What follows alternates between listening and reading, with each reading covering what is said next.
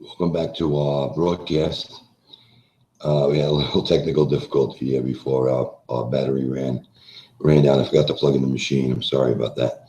So we had to reestablish a link, and I'll just take it here and let me put it on Sensei's page. So he has the new link. Sometimes you have to do that in a live broadcast, you know, to get them to get the new links. That's important.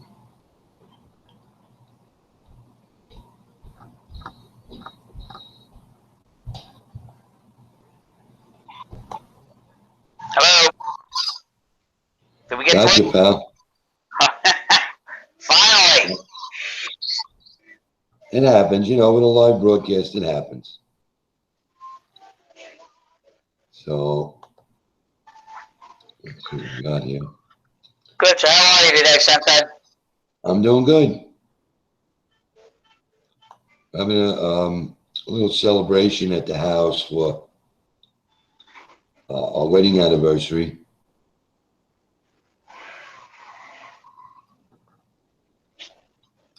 How's my audio? Is my audio good, or?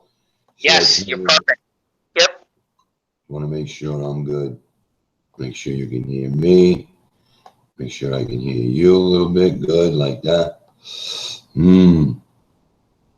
All right, so that's that. Now we can click on this. And we can get rid of this. We make the screen big. And that's how that's going to work. So I'm going to click on, right now while I talk, I'll be on the screen. But sometimes if you don't toggle the screen, then the broadcaster only gets seen. So, yeah, see how it switches? When I stop talking and you make noise, then it switches to your screen. Today, really what it was all about was I just wanted to, there was three major things on my list. Obviously, Ishinru celebrates 60 years of existence this year in 2016, so it's a big year for us. The dojo, Ed McGrath School of Ishinru, has been around since 1959. We got permission, Sensei got permission from his instructor, Don Nagel, to start a dojo. And they called it Ed McGrath School of Ishinru. When Sensei McGrath transitioned, we started the IIAOKA. And the name Ishando is what Don Nagel operated under when he came back home. I don't know why he called it that, but that's just what they called it. And Professor Cates, on one of my radio programs, confirmed that. He said they didn't call it Ishinru, you know, when he came home. He called it Ishando. So we kept that name. We call it Ishando International American Okinawan Karate Association. I just think that's, you know, that name AOKA in Ishinru is an original name. That's how the Marines were sent home to practice under that organization's name. And Harold Mitchum was named as the first president of the association. And that letter was written on my sensei's birthday in 1961, June 10th, 1961. There's a very famous letter out there from the founder saying that Harold Mitchum, please support him because he's the first president. So all the American students know that name, AOKA. So that's why when we named it that. And we've been working under the banner now the IIAOKA and EMSOI, and it's been going pretty good. I'm very happy with the progress that the people who support it are making. Let me put it that way. The people that work for Sensei in his name are doing a great job, and you know, we're proud of that because it's a family member. Number one, he was my father-in-law, my instructor, you know, and you have a very similar story where you wound up inheriting your sensei's dojo when he transitioned. So, you know, he trusted you. He trusted you to go to work every day to make sure you teach the students, you know, make your sacrifices to do that. Spend your time wisely because, you know, none of us get rich from doing this, but we do it for the love of it. We do it for the respect of our instructors and for the founder. And today is the day that the founder transitioned to join his ancestors. So another reason why we want to celebrate his life and teachings, because we're responsible to do so as instructors in the system. That's our job. So I just wanted to get a workout in. Now I spoke to Sensei Rosenthal, and I think we're going to get together today. He's going to help me stretch my legs. And I want to get ready for when you guys go to the IHOF. I want to watch all the students. Want to be part of the. Hopefully they'll use me as a judge this year, and I can interact with the team. You know, we look forward to that. Now we understand that it's a long distance for a lot of people to travel, but a lot of people come to this event. Oh yeah. Yeah, a lot of people come to this event. So to know that Sensei Long's dream of, you know, him being able to preserve and protect the legacy of his instructor, which happens to be the founder, very important, you know, because it still happens, and it happens in a big way. The kids enjoy it. The instructors get to see, you know, the people that you're judged by get to see what's going on in your dojo, because they're your students, you know, they're the students that come. And it's very powerful because sometimes we get lucky, and maybe, you know, some of the first generation students like Harold Mitchum, you know, he shows up. You know, if Sensei Bartashevitz comes this year, I don't know. You know, his knee has been bothering him. So I don't know if he'll make the trip because he lives all the way out in California. But it would be a thrill to have him there, you know, when you and I go this year. The events, let's also take a look at that. There's a lot of events happening in the style this year. There's been a lot of intermingling of the first generation students' black belts.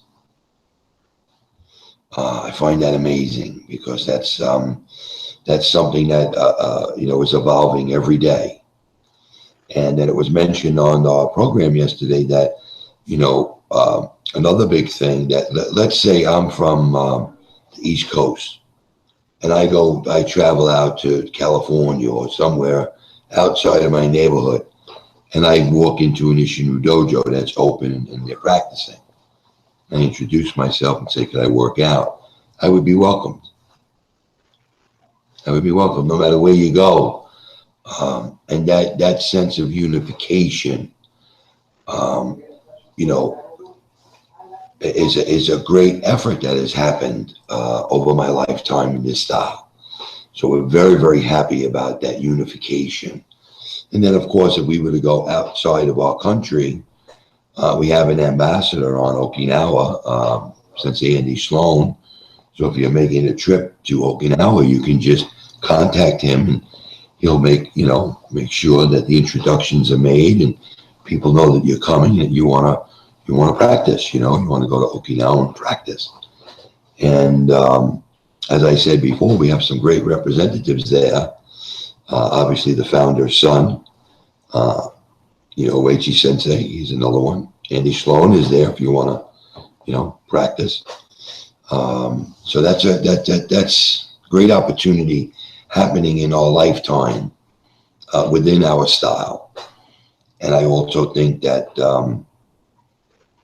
by us doing things like this, gives information to people, not only now, but in future generations that may want to, do a search on the internet and say Ishinru and see what comes up, and let them do their homework about, what was going on in 2016 here in the style, 60 years old. If in fact martial arts in this country is really under 100 years old, we're basically in our infancy state, and we're laying the foundation for future generations to practice.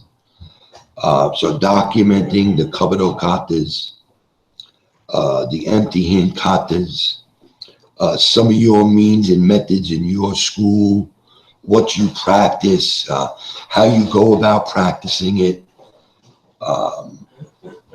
will only provide information for people to see what's going on, just like you do when you go to a tournament. And whether it's an Ishinru tournament or an open tournament, we do well. The schools that practice the katas and the weapons and when they display it, we do well. So you want to say it's a thumbs up from the masters out there. That's awesome. That's just continuity. That's just showing that everything's intact, and that's important. When you pass something on, I could give you a recipe to make a loaf of bread, but every time you make that loaf of bread, you seem to get better and better at it. Why? Well, because the taste you like, so you're gonna build that recipe to the way you like it. And I think that that's another very, very valuable thing to me that I've seen in my lifetime in Ishinru, that people have taken the time and the energy to and the knowledge that they have to extract out of the katas the waza and work it and expand it, and again build that recipe under their study. Each time you study something, let's say for instance a move in the kata, first we have to learn it for what it was intended to do. So if asked, we could explain, well, I'm doing this. I'm using this as a sweep, and I'm using this as a strike. So we need to be able to identify initially, but then, taking that initial explanation to a youngster, let's say, to give them an understanding of what they're doing. Once you expand that a little bit now, and you start to use different entries, different exits, different meanings for the bunkai, I think that is so impressive that people can do that they have the brain to be able to do that, and that they will take the time to learn it in that way. As I said, we all have to learn it the initial way so we can explain it. But then, just because I have a toolbox, filled with tools, doesn't mean that every time I, use a screwdriver, then I use that screwdriver to just turn the screw. Sometimes I might use that screwdriver to maybe make a little leverage. You know, I got to move something. So a tool, just because it's made to do this, doesn't mean that every time you use it, you only use it to do just that. And I think that's very creative and very helpful and useful to the style. And I also think that the founder wanted, you know, I'll say his black belts, because all instructors in the style work for the founder, no matter who you come from. So I'll call us on this very significant day, and I think we have, you know, earned the right, putting our whole life into the style, basically. We are his black belts. Yeah, we are his black belts. So I think he entrusted us in the architecture of what he went through to build, because he did. He went to several sources, many different instructors. Because he lived there, he got to see the interaction between the foreigners, people coming from China, people coming from India, people coming from, you know, all over the world. Okinawa is like a melting pot of martial arts. So he got to see that in his lifetime. So what he built, the architecture that he left us, I believe he wanted it to be flexible enough to evolve, to be pertinent in where you are, where you live, your culture, and, you know, how you're going to practice it, what you're going to use it for. Isshin-ryu is used for, or I should say martial arts are used for many different things. People train in martial arts just to condition their mind, to condition their body, to condition their spirit. And that's what they use it for. Other people have to use it for work. You know, in 2016, there are people that use martial arts when they go to work. And, you know, we're very proud to be able to present a curriculum to those people. That it was, and again, this was said on the radio program last night. You don't have to adapt to Isshin-ryu. Isshin-ryu adapts to you because of its architecture. We don't ask you to do anything. I don't want to say outside of normal, but normal posture. You can deliver an effective Isshin-ryu strike in a very unassuming posture, where you don't have to look like you're set to do anything. It all happens in the delivery. And so no matter how you throw a punch, no matter how you throw a kick, as long as you have the principles of how Isshin-ryu is to be delivered, again, it adapts to your body mechanic. We don't ask you to do anything that your body mechanic can't already do.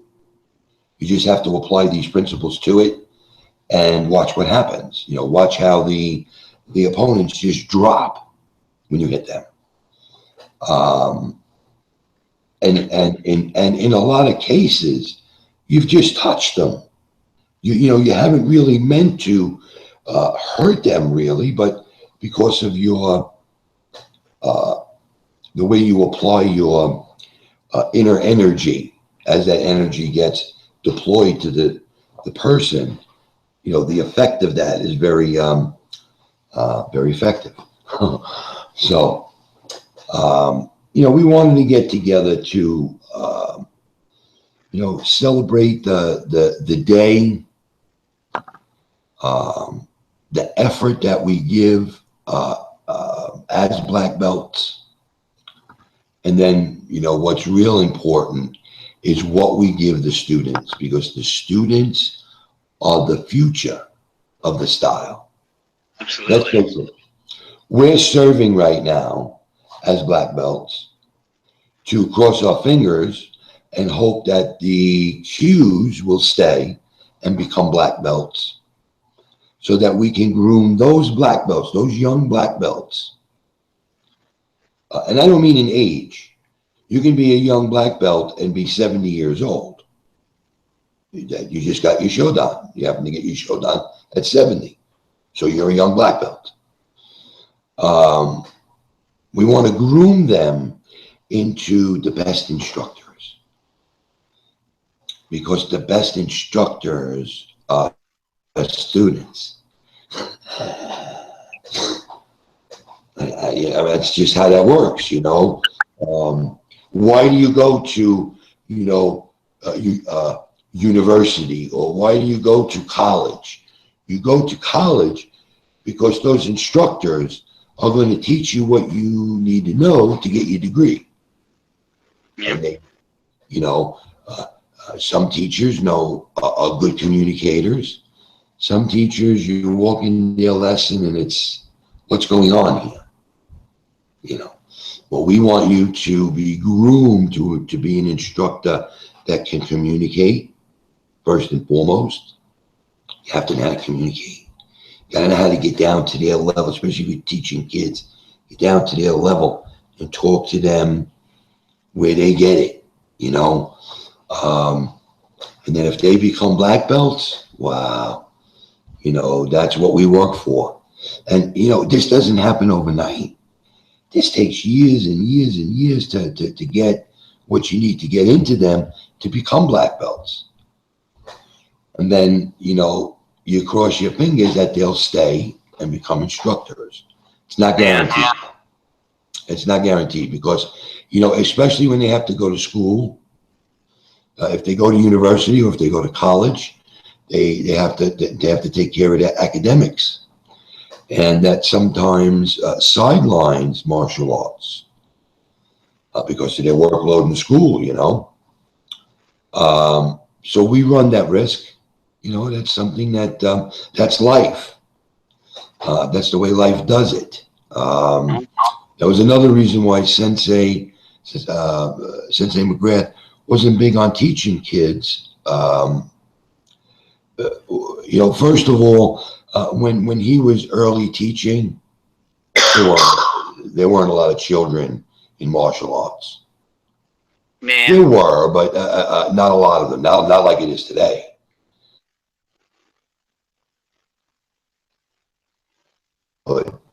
And when you walk in that school, hopefully you will see a lot of children that they are interested in martial arts.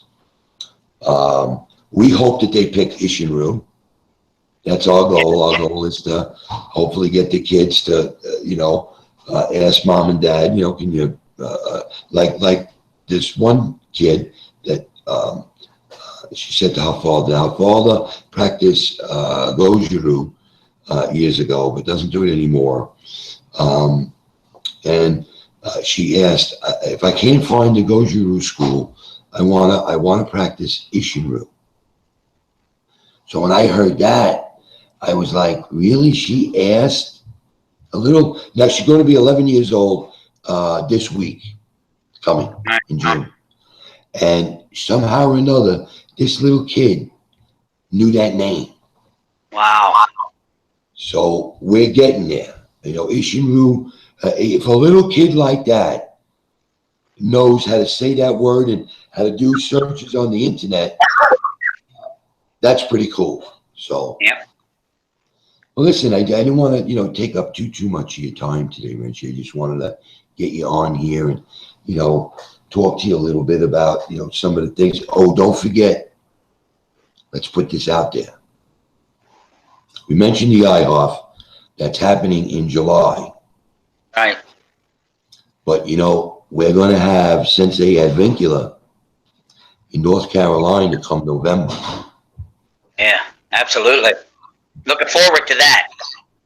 We're going to be in the presence of a first-generation student. Yeah. I follow him on Facebook. We're friends on Facebook, and I read a lot of his stuff that he puts out there. So for him to be coming to a seminar this close, absolutely, I'll be there with belts on.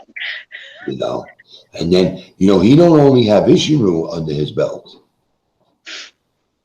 Right. This guy is a very well-rounded, what we would say revered Kobudo Sensei. He's very good with the weapons. Yeah. He likes weapons, this guy. And he had a couple of weapons made, personalized for him that Sensei Rosenthal, has replicated, because it is his sensei. So right. Thanks to Scott Sensei, Rosenthal Sensei, that they were able to convince him to come from California to here, North Carolina, November 2016. He's coming. Yes. So, like I said, a lot of good things happening in our style. The more we do the work, I noticed that the more, how would this guy find me? He lives in Louisville, Kentucky. This man, who his daughter said, Daddy, if I can't find Gojuru, like you did, I want to do Ishiru. This man found me and chose me. I have no idea. His name is Michael McDougall. He's a Scotsman. And he said his daughter, I got one for you. And I sent them the manual. And the wife, when I sent the manual, this little kid likes to read. She's read stories like Moby Dick, Hunchback of Notre Dame, all these classic stories. And she's going to be 11. So she's very smart, this kid. So, and I said to the dad, oh, she likes to read, huh? Oh.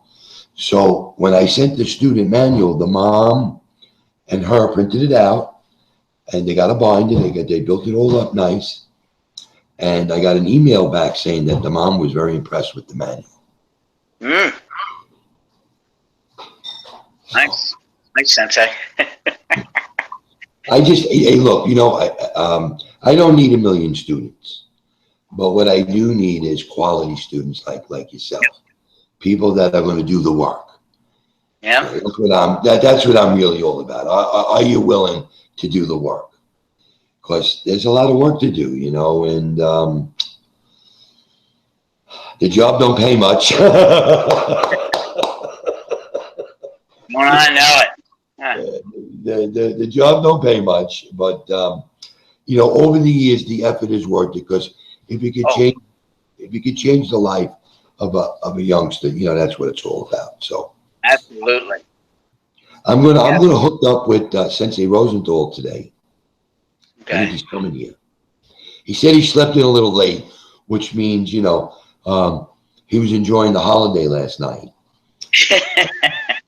So he says he slept in a little late. He said, but he will, make an effort to come so we can get together today and do a workout, because I really want to work on my legs.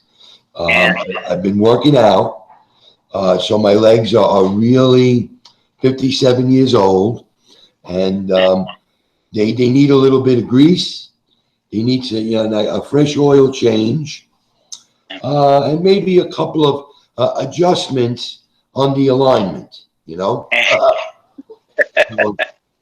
I'm going in for alignment today, oil change and grease. And then hopefully, I don't know, my right elbow's been clicking. Like sometimes when I put it down, I get a sharp pain. I got to pick it right up again. Yeah. And that's been bothering me. I don't like that. That I don't like. I don't like to not be able to, throw it out there and do what I got to do. I don't want to get old, Sensei. None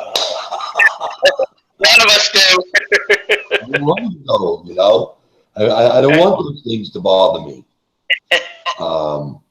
And hey, listen, I mean, if that's what it is, you know, it's what it is. It's what happens. So I'm not going to try to fight nature, but I got to work within its constraints because it does happen, you know. Yeah. So hey, listen, let's do this. Let's just make sure I'm going to keep this on. What's the schedule like for is it the 3rd? Yeah, today's the 30th. Yeah. So what is the schedule like? Are you coming? Yeah, it's going to have to be the following weekend, Sensei, the 10th. Yeah, Sensei's birthday. Huh? What's that? The weekend of the 10th is Sensei's birthday. Oh! Yeah, I can't do it on the 3rd. I'm having truck issues. I'm having I think there's something to do with the computer. I can't figure it out. It's running rough. So a buddy of mine on Tuesday, Wednesday is going to take it in and do the computer work, see what's wrong with it. Yeah. No problem. Well, I mean, the thing about it is if he can get in there and say, oh, it's simple as an adjustment or a thing, and the thing runs good, I can come down. But if it's going to be anything complicated, yeah, then you got to fix it, and you know, I understand. And of course, to me, you know, you're doing the work, you're driving. So for me, it's no problem, you know. So whenever you come, it's fine with me. But that's okay. That's okay. I mean, on the 10th, I mean, if you got plans on the 10th, then I'll make it the following week. But then we're cutting it close to the IHOP. Yeah, no, I don't have no. Yeah, we just, you know, it's just Dad's birthday. That's all. We don't do anything. We just celebrate. Okay, well, we could celebrate it then together. Just, you know, I'll be down there. Yeah. June 11th is Jackie's graduation. June 11th is Jackie's graduation. It's great. That's awesome. So yeah, doesn't matter to me. I mean, I know you work a lot on the weekend, so I don't want to have to leave it for the very last minute. But like I said, I mean, if I can know by Wednesday, I would like to come down the following on the 3rd. Like I said, it depends on the truck. It might be the 10th, but I'd really like to do it on the 3rd.